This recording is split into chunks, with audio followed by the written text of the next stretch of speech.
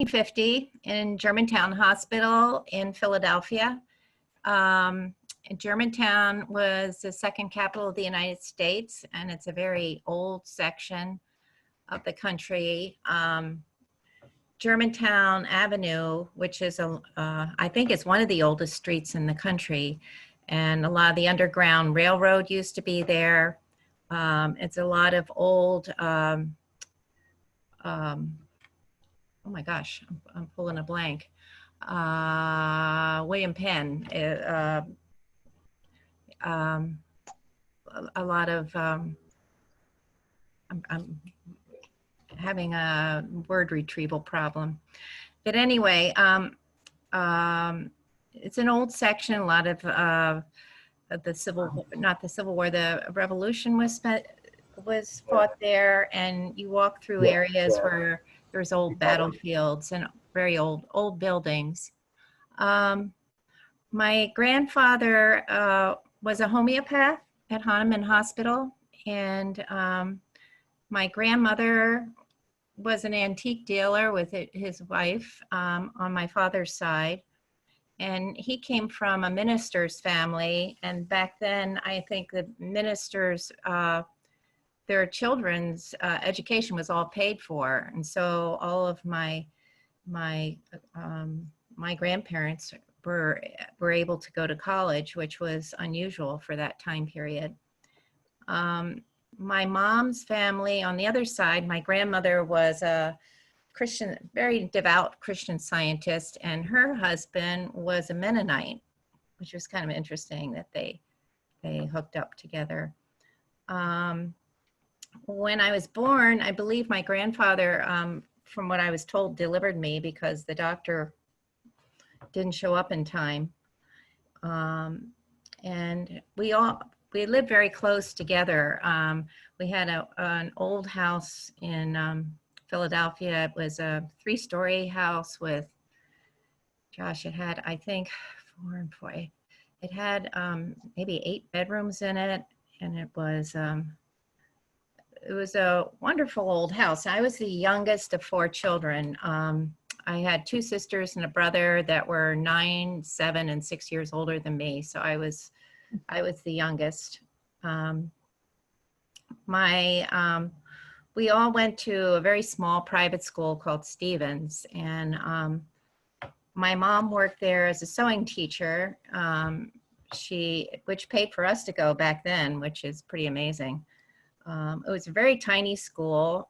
And I went there from kindergarten to 12th grade. And in my lower grades, we only had 7 or 8 children to a class. So it was very small. And it was kind of a liberal arts college preparatory school. But it was a big part of our family. My mom went there, and then my father went to Germantown Academy.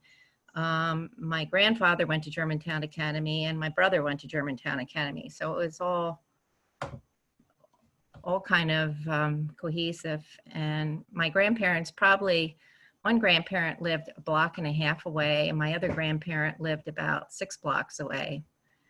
So we all got together quite a bit. We had picnics and always saw each other quite a bit. Let me see here.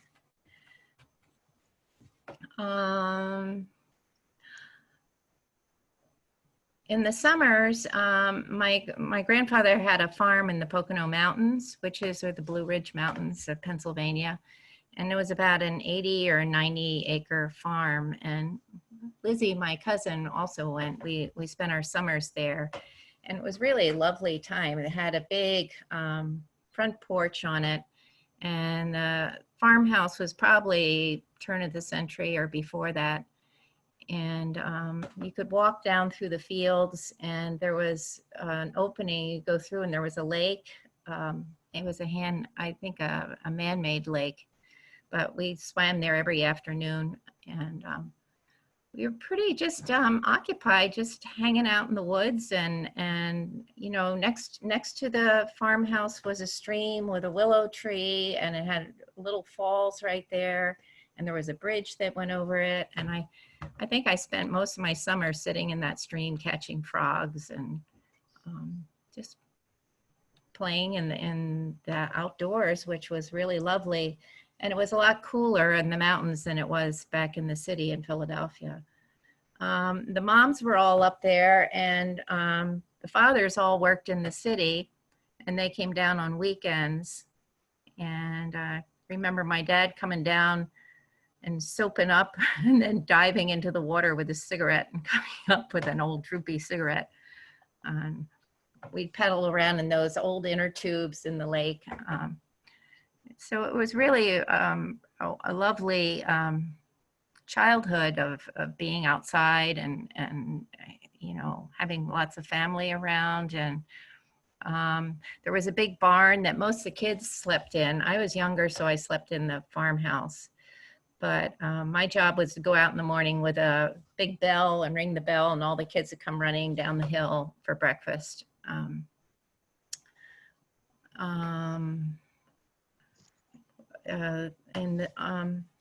was I?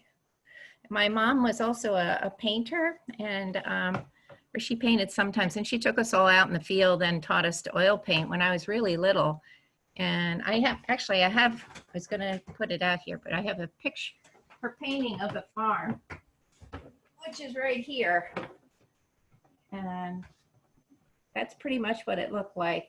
This tree right here, there's a bridge right here, and the stream went, there was waterfalls right there, and my bedroom was right there. Yeah, it's a nice memory to have this. I remember sitting out in the field with my mom, and she set us all up with oil paints and brushes, and I think she had like 6 of us painting, and I must have been painting, I must have been about 5 or 6 years old, and I still remember it really vividly. And I remember her teaching us how to open the tubes with we'd strike a match and it would unglue these old tubes and stuff. So that probably was my biggest influence towards painting. And as a kid, I used to sit and draw for hours. That was my main entertainment, I guess. My grandmother also had a huge chest in the barn, and it was full of circus clothes and things, you know, it had. So we would all dress up and do little plays out in the field, and all the parents would sit up on the old porch there and watch us, and we'd make up ridiculous plays, but it was lots of fun. And we built forts out in the woods, and it was really a very wonderful childhood, and I feel very, very lucky for that. Going back to school, education was really a huge issue in our family, and looking back on it, I think I was a very attention deficit kid, and I did okay in lower school, and as soon as I hit like middle school and upper school, I just went down the rabbit hole and did very, very poorly. And it was real difficult. I always had to go to summer school every year, which was torture. And I had to take a lot of buses through to go to another private school. And I was always, my father was always angry with me, thinking I was doing it on purpose. And the more I tried, the worse I did. So it just was a struggle all the way through. When I was 15, my father died suddenly of a heart attack. He was only 47. And my sisters and brothers were all off in college by that time. So it was just my mom and I at home. And my grandmother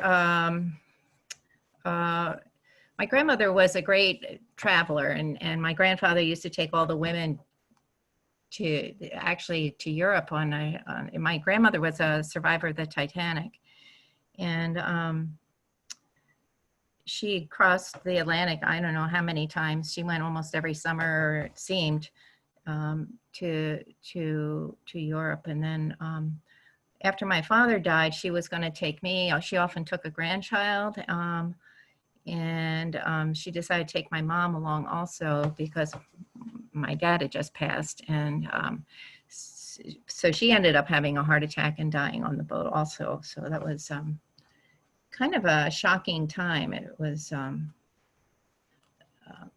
took a long time to get through that. So I graduated in the 100th year at the high school, and I went off to Long Island University, and my major, or I just did freshman year there, and I was an art major, and decided if I was going to do art, I better get into art school. So I applied and got into the School of Visual Arts in New York, and I went there and I majored in fine arts. I did painting and sculpture for a year, and then, but I've always had, my attention is always been a big problem. So I went back, my third year, I went to Philadelphia College of Art. And by that time, I was reading a lot of Eastern philosophy, and I got into being a vegetarian, and I actually became a macrobiotic, and I went to Philadelphia College of Art, and I met my husband there, and lived with him for a year, and then we split up, and I took off and went to San Francisco for a year, and thought I needed a break from school. And I came out here, and I went to the San Francisco Art Institute, and I just moved in with some students from the Art Institute. And I got some different jobs. I sold camera equipment, and then I worked at, actually it was Franklin Hospital then. I think it's an acronym like CPSC or something like that. But I worked in nuclear medicine, like changing the machines around, and then I worked in the pathology labs in the afternoon. And I just walked in there, and I was looking. They advertised for a test tube washer, and I was up for doing anything. So I went in. They told me to come back.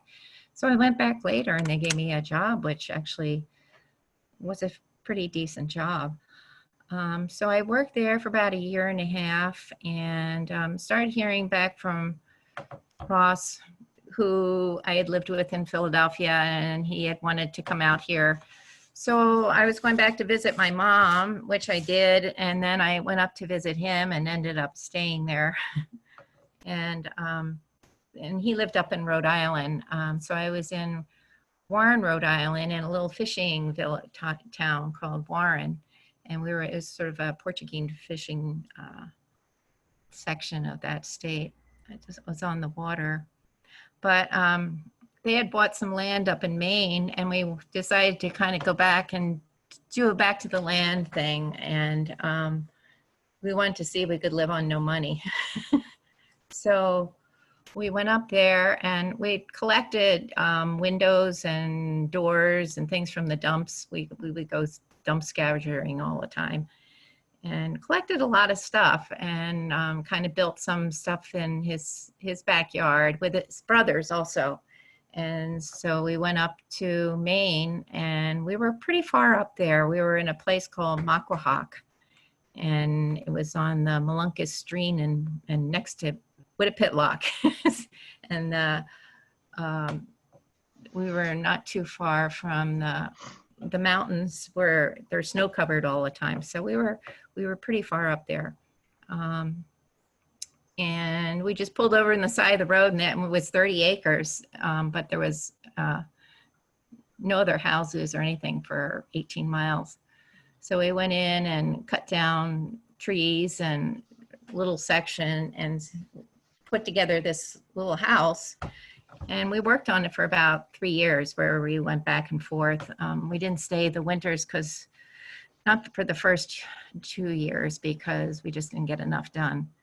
But we dug a huge hole that must have been about 25, 30 feet by about 15 feet, and probably about 8 feet deep by shovel. And then we were on a stream, so we brought the rocks up from the stream and built a hole stone foundation and got a little mortise machine and built that. And then they picked the house up and put it on top of the, and did it all kind of manually, which was pretty amazing. And we had all our windows from the dumps, which were great windows, especially in New England. We had like half moon windows and all different shaped windows. So, and then we went down in the wintertime to we went down to Appalachia, and we were on the Appalachian Trail camping out. And I was pregnant with Rosie.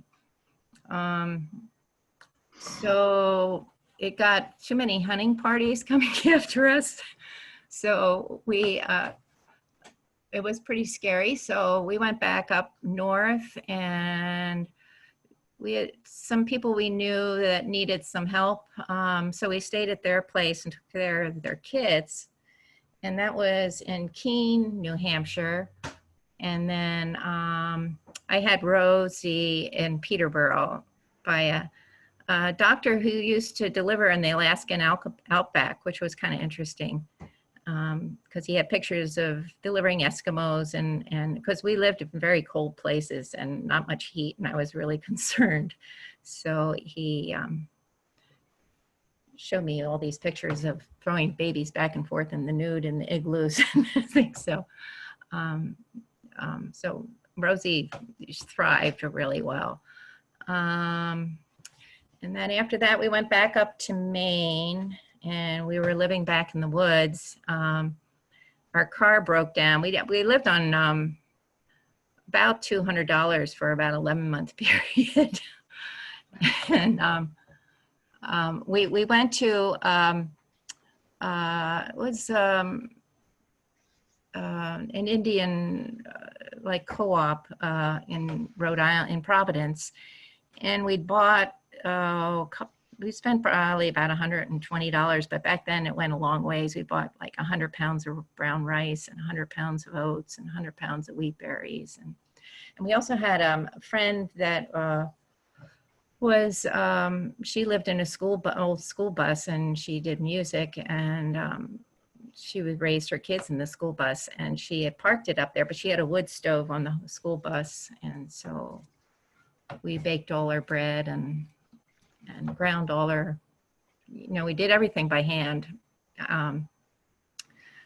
So I had Rosie in New Hampshire, and then we went back up there. I got my 2 sets of diapers with S&H green stamps. And we went back to Maine, and I mean, I washed everything by hand, and we lived pretty primitively. We only had kerosene lamps, and we had a A-frame outhouse, and we had an igloo outhouse.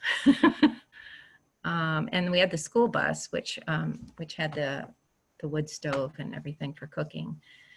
And then everybody had some people had been up there helping and left, and we were by ourselves. And Rosie started getting a fever, and we had no car, we had no phone, we had nobody for, the closest town was about 45 miles. And I freaked out. I was down, I had a thermometer, and she had spiking a fever, and I had her down in the river, dipping her up and down to bring her fever down. And so Ross walked about 8 miles and borrowed a car from somebody, and we got up to Holton. And Holton was a town on the Maine border into New Brunswick. And there was a small college there. And it was funny because Ross went into the first story went into, there was a painting on the wall by one of his neighbors in Rhode Island that he knew really well. And he contacted her, and there was a vegetarian house there. So we moved in there, and the radio station was next door. So Ross did public radio for quite a few years while we were up there. And we ended up buying a little card house in town. It was a little house behind a house, and we lived there for about 5 years. Meanwhile, I was pregnant with Mary. So I had Mary in the hospital there. But we had a lot of friends in the town, and Ross, we had like study nights all the time. We had kind of a salon sort of thing where everybody come over, and I would cook. I was always cooking and making bread and muffins and crackers and soy burgers by hand and ketchup by hand. Everything was by hand. And people would all come over for dinner, and we'd all read books and they'd play music. And we got into a lot of people like Ouspensky and Gurdjieff and Steiner and Mam Blavatsky and all that kind of era of people that we were studying. And I really got into Steiner. My husband was much more into Gurdjieff.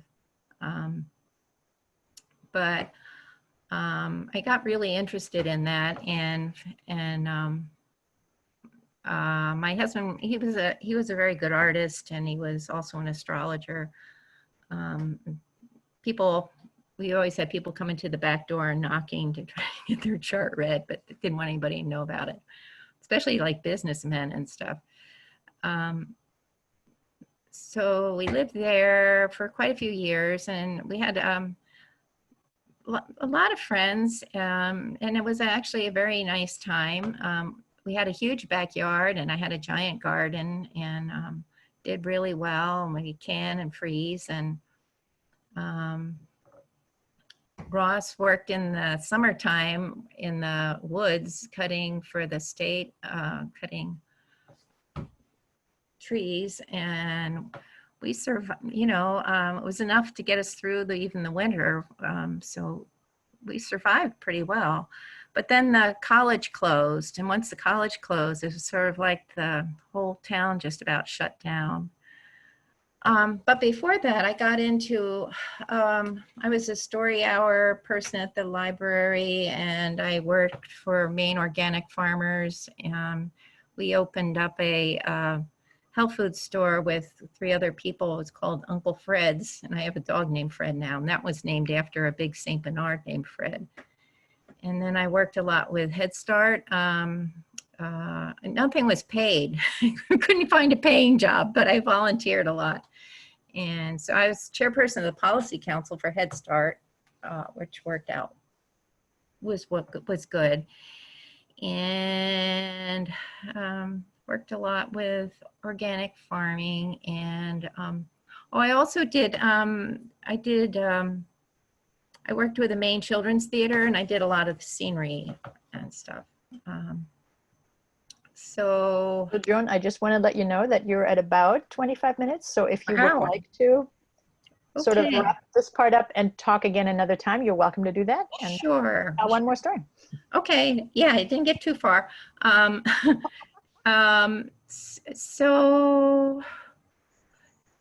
things weren't going too well, and especially after the town sort of closed down. I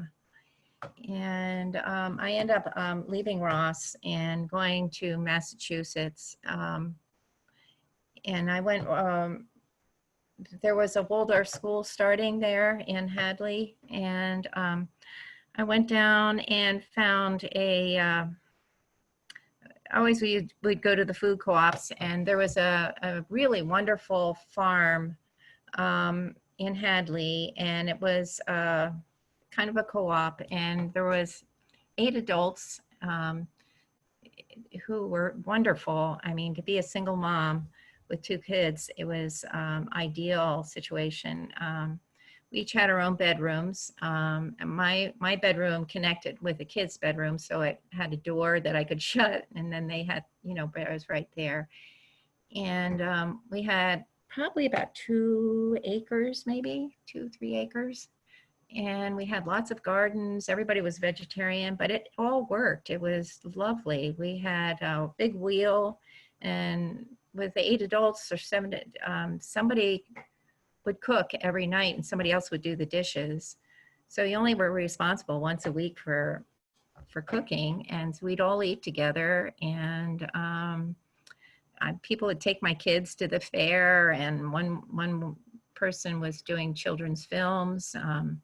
Another one was a writer, and she was from England, and she would sit the kids on her lap and tell them all these long stories that were wonderful. And one person was a midwife, and she was sort of the central midwife for that whole area. So all the midwives came for education. My kids would sit in on it, and they learned plenty. And it was a good situation. The kids have really nice memories of it. And